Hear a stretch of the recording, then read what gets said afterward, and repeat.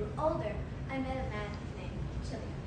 We got married, and for a while we're happy.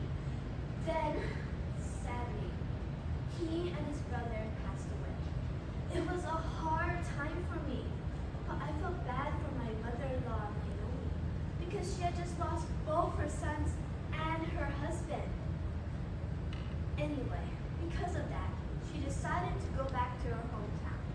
As she was leaving, me and my sister-in-law, Orpha, followed her outside the city. There, she turned to us and said, "Go back to the house of your mothers and dwell in the house of your husbands."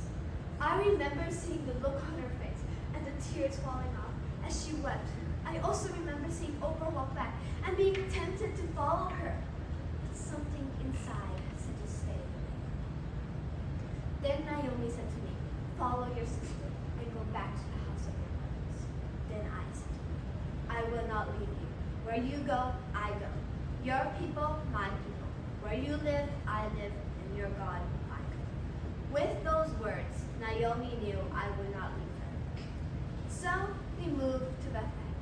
The problem was, we were both widows, so I had to go to the fields to collect grain. But it was hard, because the other widows there treated me poorly by not giving me food or water. Thankfully, Boaz, the owner of the field, was giving me food to eat and water to drink, and was telling his workers to drop more grain for me to pick up. And the amount of grain I was able to pick up made me and Naomi very happy. Then, when I told her who owned the field, she said he was a close relative to her father's time, the son of Elimelech.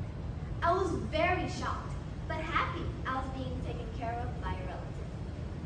Then one day Naomi took me aside and said, "I need to find a house for you. Tonight, Boaz is going to the threshing floor. Clean up, wash up, and get dressed in your best clothes.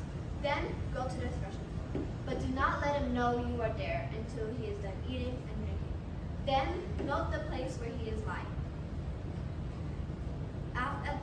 Then go lie down and uncover his feet. Then he'll tell you what to do."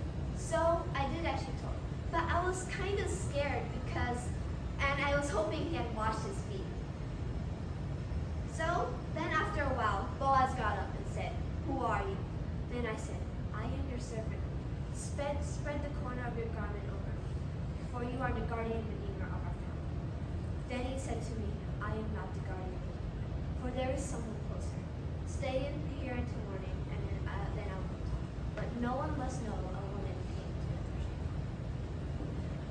So then in the morning, while I was helping Naomi, Boaz came in and said, "He does not want to marry you, so I would be glad to." So Boaz took me as his wife. We got married and were very happy. Then, after a while, I gave birth to a son named Obed, the grandfather of David. So the moral of my story is, sometimes God will push you out of your comfort zone or the place you call home to get you to do something to fulfill his plan.